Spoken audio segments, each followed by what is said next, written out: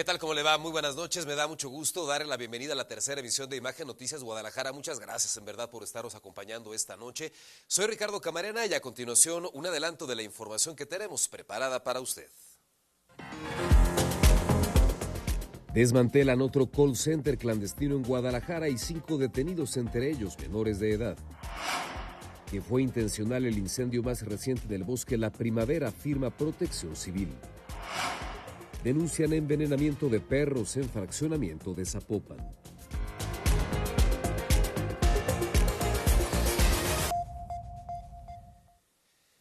El municipio de Guadalajara enfrenta importantes problemáticas. Por ejemplo, la calidad del agua, una alta percepción de inseguridad, servicios públicos que deben mejorar y obras públicas inmersas en la polémica. Y pese a todo esto, el regidor tapatío de Agamos, Jesús Becerra, presentó una iniciativa para inscribir el nombre de la alcaldesa Verónica Delgadillo en la base de la estatua de la Minerva.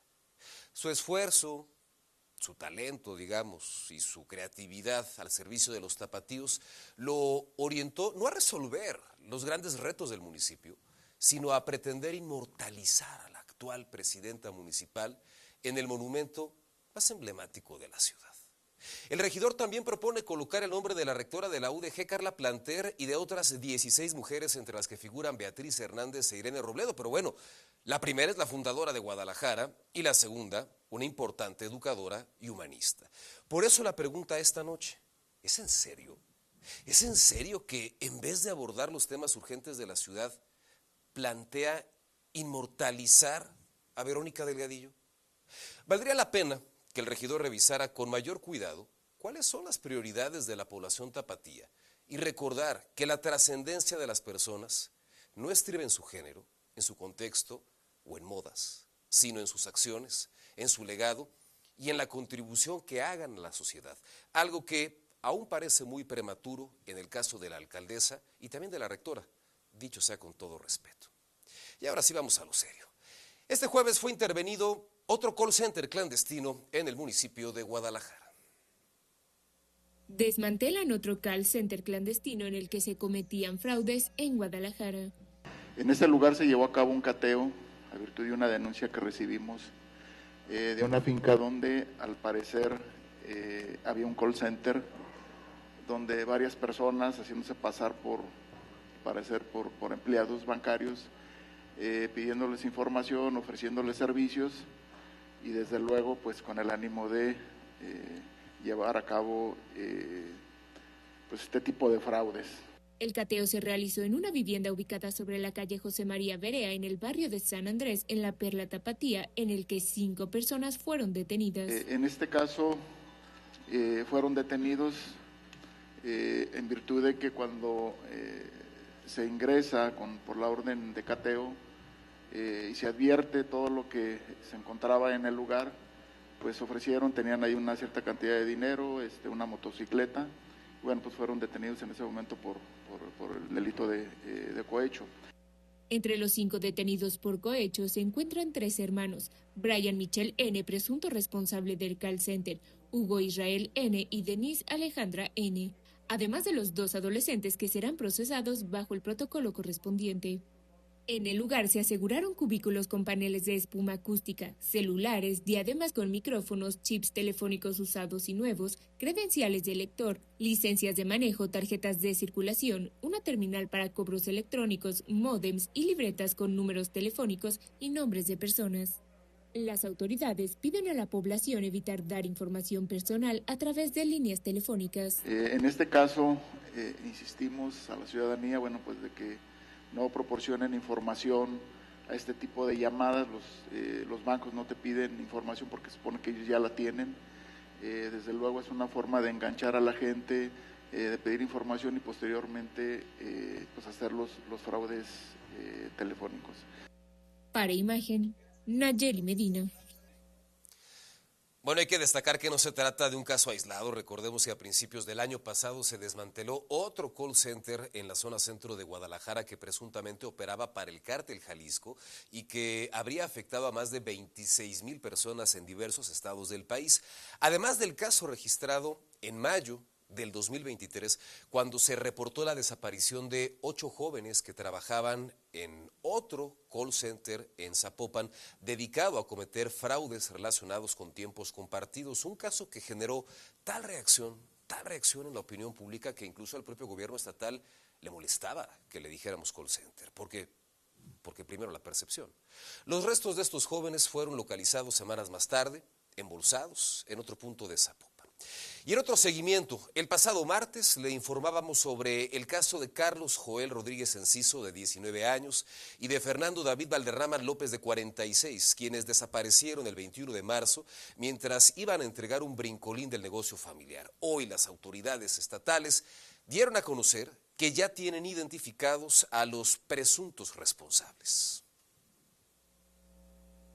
Sí tenemos ya el dato de las personas que la cantidad pues que abandonan esta camioneta, pero sí quisiera su comprensión porque debe ser informada primero la familia, no debe ser informada pues a través de los medios, pero sí hay imágenes. Tenemos varias líneas de investigación que se están agotando. Desde el primer momento se le brindó la atención a la familia. Le insisto, se ha dado un seguimiento muy importante. En este momento, pues en tiempo real se está trabajando ese asunto. La Secretaría de Seguridad confirmó el ingreso de autodefensas michoacanas en territorio jalisciense. Fue gracias a la detección de un vehículo incendiado en Jilotlán de los Dolores durante los hechos violentos del pasado mes de febrero que las autoridades detectaron a sujetos vinculados a presuntas autodefensas en los límites del estado con Michoacán. Se acercan los compañeros y se dan cuenta que los que estaban ahí no eran policías, se hacían llamar policías comunitarios. Entonces observan a 200 metros aproximadamente en los cerros varios fortificaciones con gente armada, solicitan el apoyo y es cuando suben al cerro y desmantelan todos estos campamentos improvisados. Los sujetos circulaban en camionetas con leyendas policiales. Tenían unas camionetas balizadas con que decían Guardia Civil, pero no eran de la Policía Estatal, solo le pusieron Guardia Civil y obviamente cuando tuvimos la coordinación con la Secretaría de Seguridad del Estado de Michoacán desconocieron esas unidades. Además se realizarán labores para liberar las vías de acceso al municipio. De hecho hay varios puntos en la carretera en donde hay montículos de tierra para dificultar el acceso de los vehículos. El día de ayer y hoy estaremos trabajando con la presidenta, con maquinaria del propio municipio, para liberar esas vialidades. Los operativos de seguridad en la zona se mantienen de forma permanente, pues la alcaldesa de Jilotlán confirmó incursiones de sujetos armados a su municipio. Y del costado de Tepalcatepec, en Michoacán, hay presencia de defensa y de la Secretaría de Michoacán, con la finalidad de que ninguno de los dos grupos antagónicos que están peleando esa zona puedan entrar y pongan en riesgo a la ciudadanía. Del costado de Jalisco Nueva Generación y del costado de Michoacán, Guerreros Unidos del abuelo Farías. Para Imagen, Nayeli Medina. Ayer le compartíamos el caso de una niña de apenas 5 años que murió por la imprudencia de un automovilista. Bueno, en este percance también resultó lesionada una mujer cuyos familiares piden apoyo para su tratamiento médico. A un día del trágico accidente registrado en la Avenida Patria, Isla Antigua, donde una menor de 5 años perdió la vida, persisten las consecuencias y el dolor para la familia afectada. En el sitio del percance, vecinos y familiares colocaron veladoras y un pequeño altar en memoria de la pequeña Catalina, recordando el fatal desenlace ocurrido en este punto. Sin embargo, a pesar de la tragedia, se constató que algunos automovilistas continúan realizando la vuelta prohibida que habría provocado el accidente. En tanto, la mujer lesionada, abuela de la menor, permanece hospitalizada en estado grave, con múltiples fracturas, entre ellas la columna y la pelvis. Su hija, Ketsi Naomi, y madre de la pequeña Catalina, denuncia que no ha recibido la atención quirúrgica necesaria ni ha sido trasladada a un hospital de tercer nivel. Se le fracturó la columna, tiene una fractura en la pelvis y su hueso le perforó la pelvis. Es donde está sangrando, la tienen amarrada de aquí para que pare la hemorragia, pero no la operan, nomás la tienen sedada, o sea, no la trasladan, no la están operando, no la están ayudando. Y no la quieren trasladar, al menos que nosotros tengamos una hoja de la otra parte para que la puedan recibir, pero cosa que no tenemos seguro, no tenemos cómo trasladarla. La familia señala que no cuenta con los recursos para su traslado, mientras que teme que su estado de salud continúe deteriorándose. Además, denuncian que la aseguradora del presunto responsable no ha asumido los gastos médicos. Durante toda la madrugada y hasta después del mediodía, la madre de Catalina permaneció en las instalaciones del Instituto Jalisciense de Ciencias Forenses en espera de los resultados de la autopsia para reclamar el cuerpo de su hija. Mientras se enfrenta la pérdida de su hija, la familia también debe resolver los procesos legales y funerarios en medio de un escenario doloroso y desgastante. Por estos hechos, la Fiscalía del Estado mantiene abierta la carpeta de investigación, mientras la familia exige justicia y atención médica urgente para su familiar. Informó para Imagen Alberto Mariscal.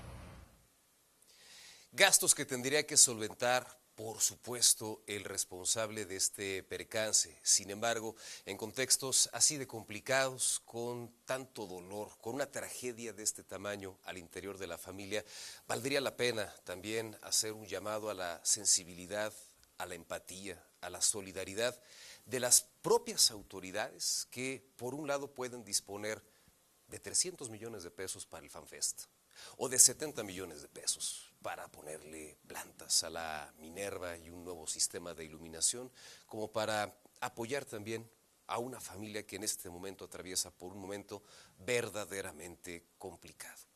Esta tarde se registró una intensa movilización policíaca en Tlaquepaque tras un hallazgo que llamó poderosamente la atención. 9 tambos con residuos provocó una movilización en la colonia Mirador del Tesoro en Tlaquepaque. El reporte al C5 llevó a autoridades hasta el cruce de Avenida Cristóbal Colón y Vista al atardecer, donde confirmaron la presencia de los recipientes con material extraño. El hallazgo se dio cerca de las 10:50 de la mañana. Ahí los abandonaron, en medio de un cúmulo de tierra, y a pesar de ser una zona bastante transitada, nadie, absolutamente nadie, notó algo sospechoso o que pudiera aportar información sobre quién o quiénes se encargaron de abandonar estos tambos. En la revisión, servicios médicos municipales y personal especializado determinaron que se trataba de residuos de origen animal, además de cera, aceite y parafina. Esta última es una cera derivada del petróleo, que carece de color y olor, utilizada principalmente en la fabricación de velas, cosméticos y como aislante o lubricante industrial. Sin embargo, el hallazgo provocó temor entre vecinos de la zona, quienes inicialmente pensaron que podría tratarse de restos humanos. ¿Usted sí pensó que serían? Pensaron, o sea, la de chica de administración sí dijo, ay, ¿saben qué? Se me hace que dejaron unos cuerpos ahí. La zona fue intervenida para descartar riesgos, mientras que el procesamiento quedó a cargo de la Dirección de Inspección y Vigilancia, así como de la Subdirección de Inspección Ambiental del municipio de Tlaquepaque.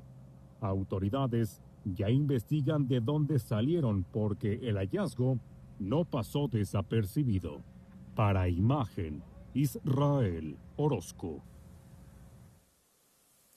Y vamos ahora a la siguiente historia relacionada con un caso que ha movido a la preocupación y sin duda también a la indignación de vecinos de un fraccionamiento de Zapopan. Todo esto está relacionado, al menos es lo que denuncian, con el envenenamiento de perros.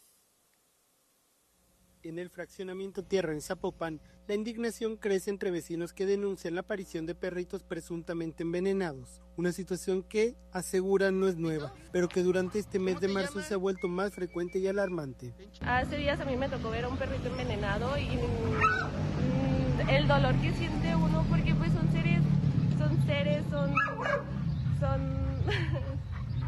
vivos y pues muy mal de parte de esas personas.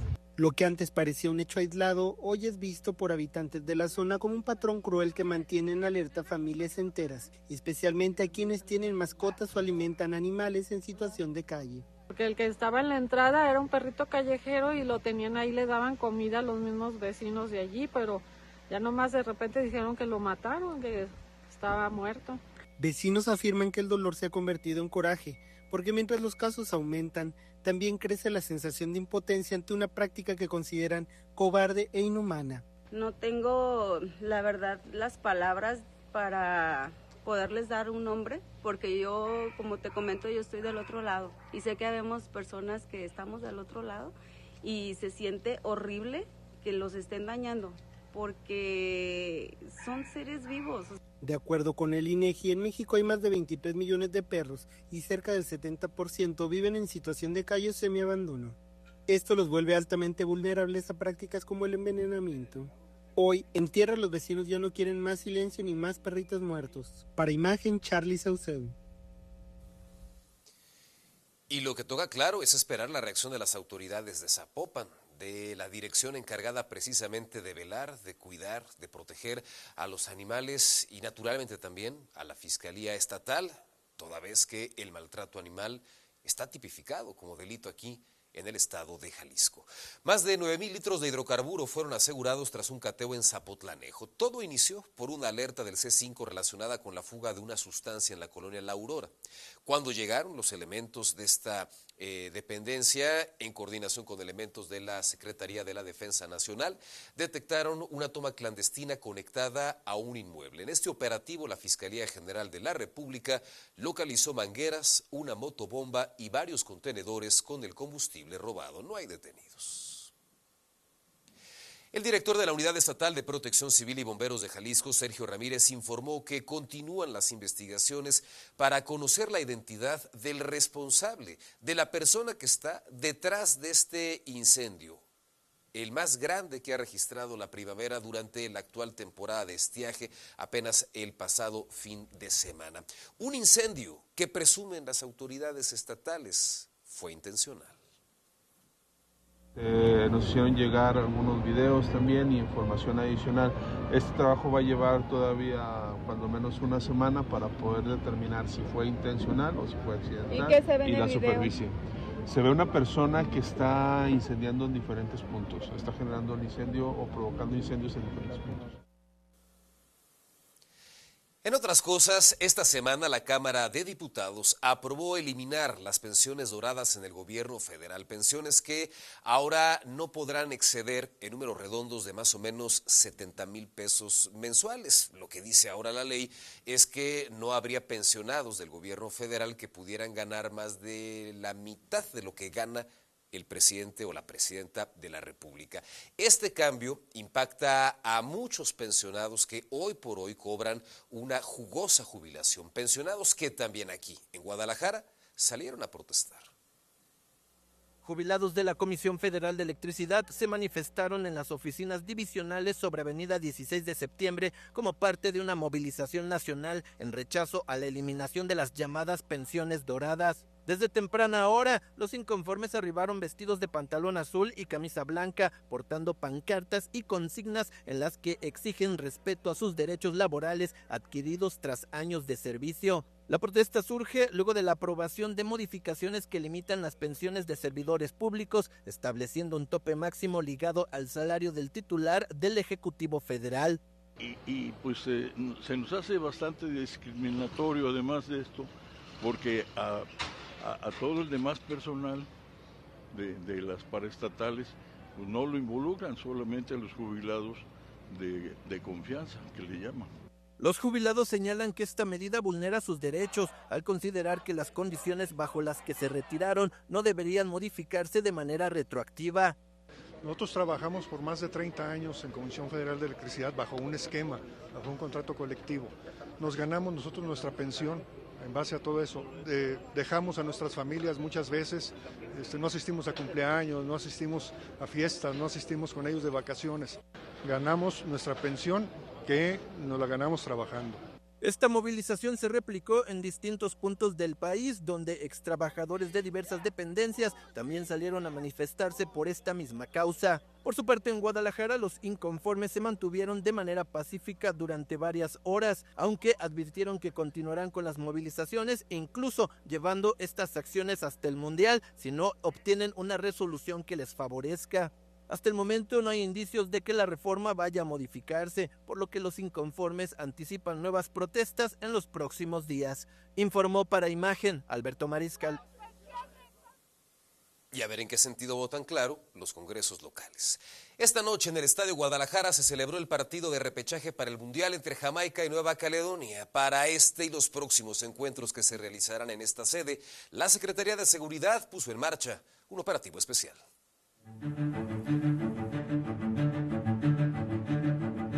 Este es el Estadio Akron, una de las sedes mundialistas.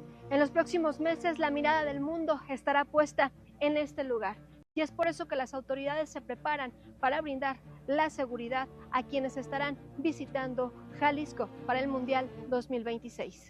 Desde hace 6 meses estamos trabajando en esta coordinación y de igual manera alineándonos a la estrategia Vulcán. El despliegue comenzó con el resguardo en los traslados de las selecciones de Jamaica y Nueva Caledonia, del aeropuerto a sus hoteles y campos de entrenamiento. El plan de seguridad incluye tecnología para detectar e inhibir drones no autorizados que representen un riesgo. Estamos con el sistema Centrix, que es un radar y un inhibidor o jammer, el cual nos permite hacer un círculo perimetral de restricción de drones de aproximadamente 2 kilómetros en zona urbana y 3 kilómetros en zona rural.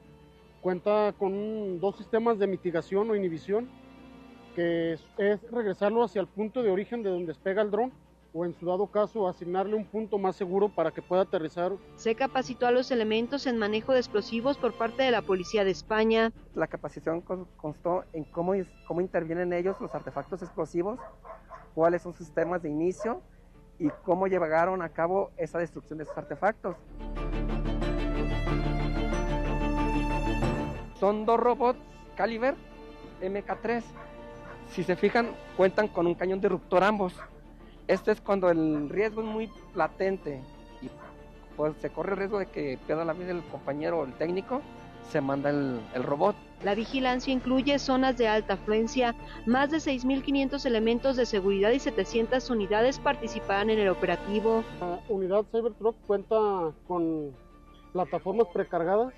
En este caso es un registro de personas detenidas en el cual lo podemos contabilizar de una manera más óptima.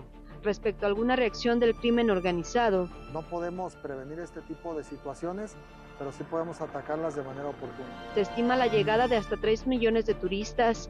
Para Imagen, Carla Méndez. Nos vamos, muchas gracias, buenas noches.